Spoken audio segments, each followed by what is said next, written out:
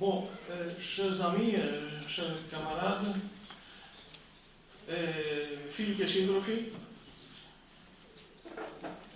εκ μέρους της οργάνωσης μελών του ΣΥΡΙΖΑ Λουξεμβούργου, σας καλωσορίζω στην απόψινή εκδήλωση με θέμα «Ποια Ευρώπη θέλουμε» και ομιλητή τον Μανώλη Γλέζο. Η οργάνωση μελών ΣΥΡΙΖΑ Λουξεμβούργου υπάρχει εδώ και ένα χρόνο και φιλοδοξεί να γίνει κάτι παραπάνω από μια παρέα αριστερών που συναντιόνται για να συζητούν.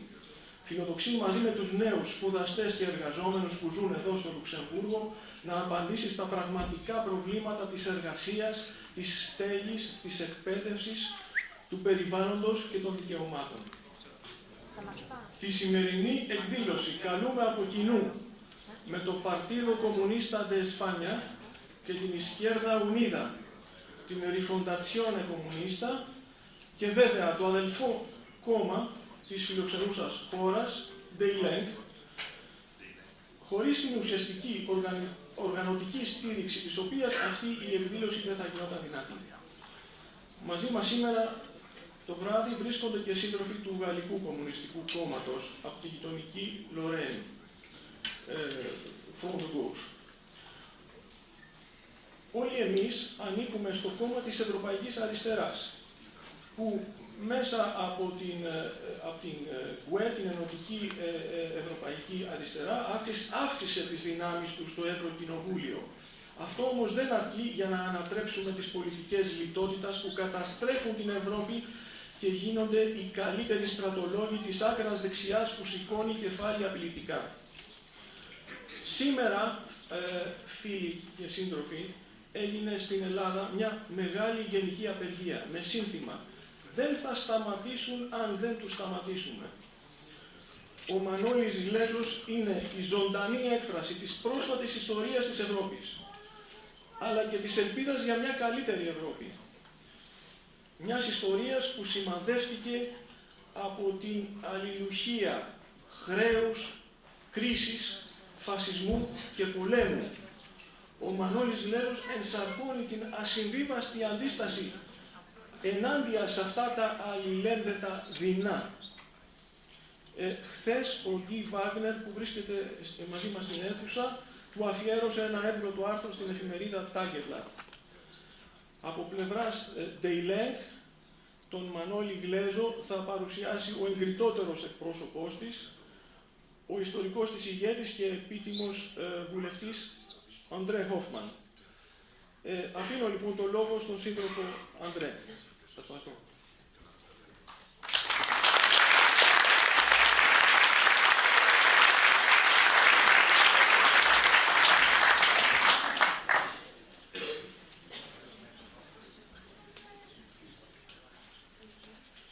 Chers camarades, chers amis,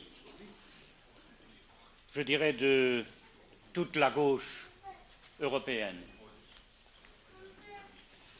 L'éternel résistant. C'est ainsi que Guy Wagner titrait hier son bel article dans le Tageblatt que Vassilis a déjà évoqué. Et en effet, quel autre titre conviendrait mieux à notre hôte de ce soir? Et qui d'autre l'aurait mieux mérité?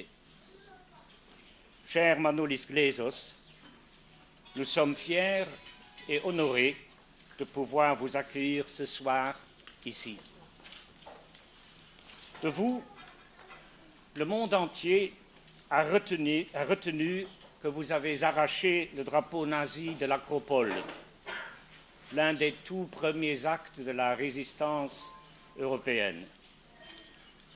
Mais il faut rappeler que votre vie tout entière était le combat pour la liberté et la démocratie, tout jeune contre la dictature de Métaxas, puis celle des nazis, puis dans la guerre civile fomentée de l'étranger, puis contre la dictature des colonels.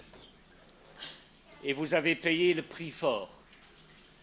Vous avez certes échappé à plusieurs condamnations à mort, mais non aux emprisonnements et aux tortures répétées. Pourtant, vous n'avez jamais abandonné le combat.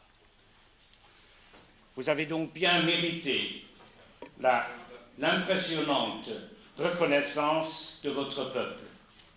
Une reconnaissance validée récemment par votre élection triomphale au Parlement européen, où vous poursuivez votre combat pour la liberté, l'égalité et la solidarité. La solidarité, parlons-en. Lorsqu'au début du XIXe siècle, le peuple grec se battait pour sa liberté contre l'Empire ottoman, une vague de solidarité s'est levée en Europe. C'est une solidarité autre, mais comparable et bien plus large que nous devons aujourd'hui au peuple grec, comme à tous les peuples qui souffrent de la dictature des marchés financiers. Quelle contradiction cruelle! Dans le pays dont on dit que c'est le berceau de la démocratie, c'est elle, la démocratie, qui est aujourd'hui menacée d'étranglement par l'action conjointe des pouvoirs financiers et des bureaucraties supranationales. Mais la démocratie se bat, le démos se bat. La démocratie, disait Aristote, dans ce berceau de la démocratie est préférable à toutes sortes de régimes oligarchiques. En démocratie, disait-il, les pauvres, nous dirions aujourd'hui les travailleurs, sont rois parce qu'ils sont en plus grand nombre et parce que la volonté du plus grand nombre a force de loi. Autant dire que la démocratie, entendue ainsi, reste à conquérir. Avant de vous passer la parole, cher Manolis Kletos, j'aimerais lancer un appel pour lequel j'ai été prié pour un autre peuple qui attend l'autodétermination démocratique, les Palestiniens. Une pétition publique est en cours pour que le Luxembourg reconnaisse l'État palestinien. Et je vous prie toutes et tous de bien vous joindre à cette pétition. Notre liberté est incomplète sans la liberté des Palestiniens, disait Nelson Mandela. L'engagement pour le peuple palestinien est un engagement pour la liberté universelle. À la sortie, vous trouverez un flyer avec les indications utiles pour pouvoir se joindre à la pétition. Merci et la parole à Manolis Kletos.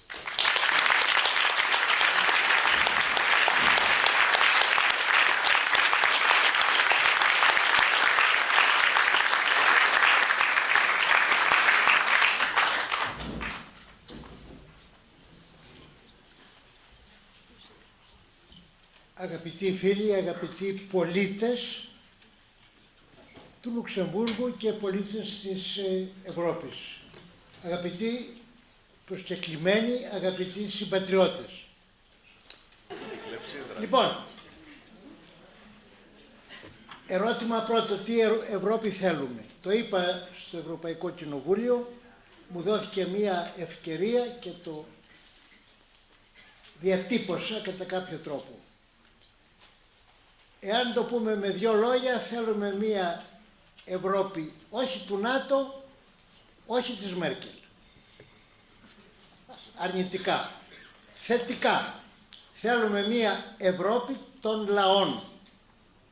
Μία Ευρώπη των πολιτών. Θέλουμε μία Ευρώπη ισότιμων κρατών.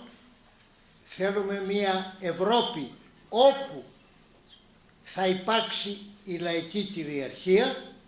Θέλουμε μία Ευρώπη παράγοντα ειρήνης και όχι να σέρνεται πίσω από το ΝΑΤΟ. Το δεύτερο σκέλος. Όταν λέμε λαϊκή κυριαρχία, τι εννοούμε?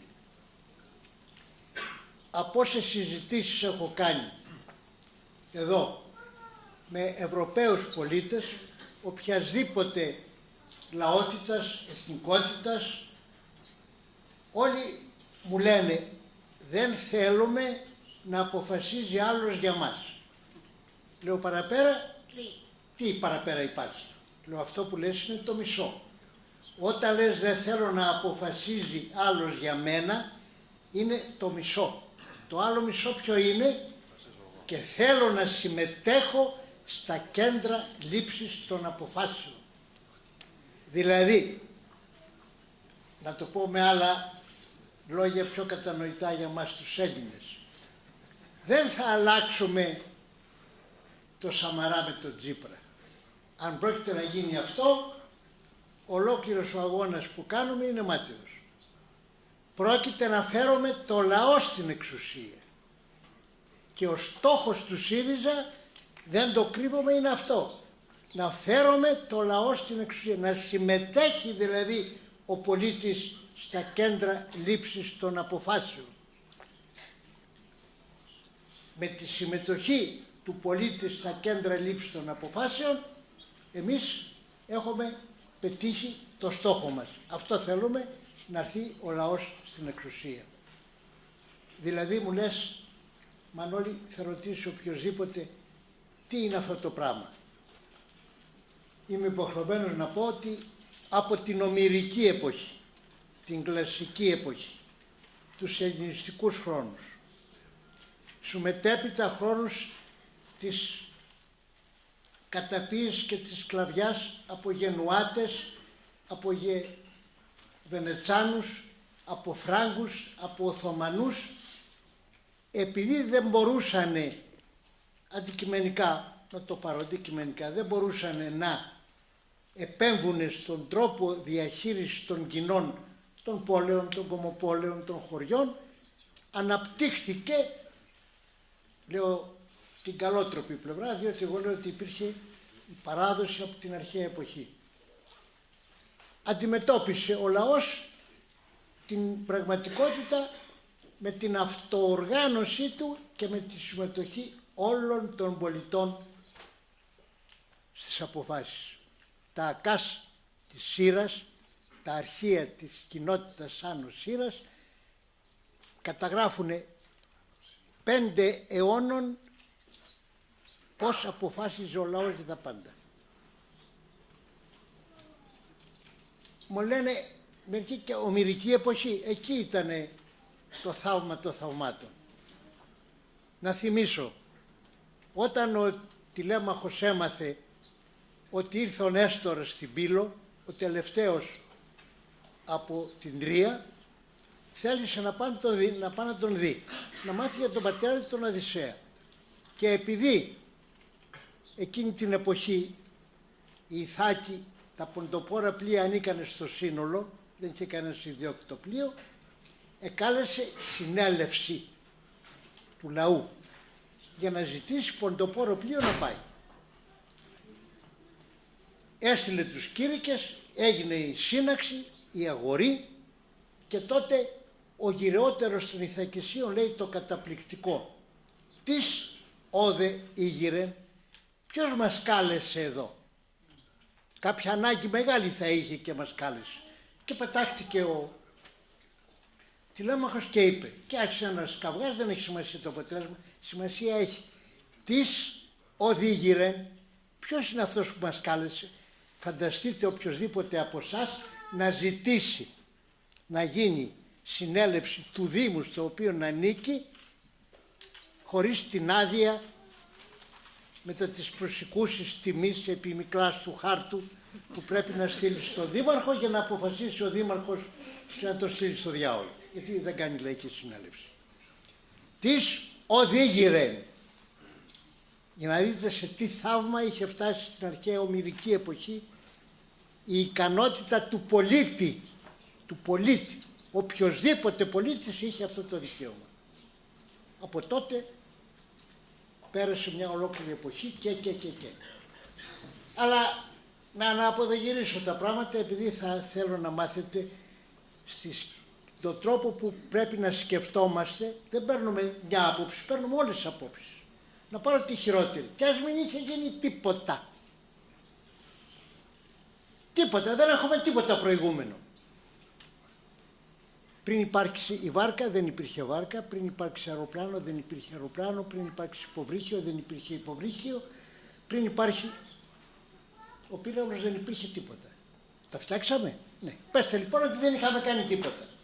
Ότι δεν υπήρχε τίποτα, δεν υπάρχει ιστορία. Εμείς θα σκάψουμε τους νέους δρόμους για να πάρει ο πολίτης στα χέρια του την ευθύνη για τη ζωή του, για το σύνολο και για το μέλλον των συνανθρώπων του. Δεν τα πέρασε ακόμη τα 4 ή σου ξέρω.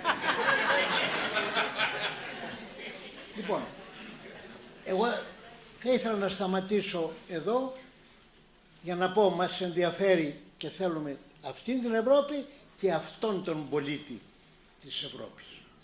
Και το σταματάω εδώ για να υπάρξει ο διάλογος, ερωτήματα, ποιος θα διευθύνει τη συζήτηση. Ό,τι ερωτήματα έχει, τα πιο απίθανα θα τα κουβεντιάσουμε εδώ.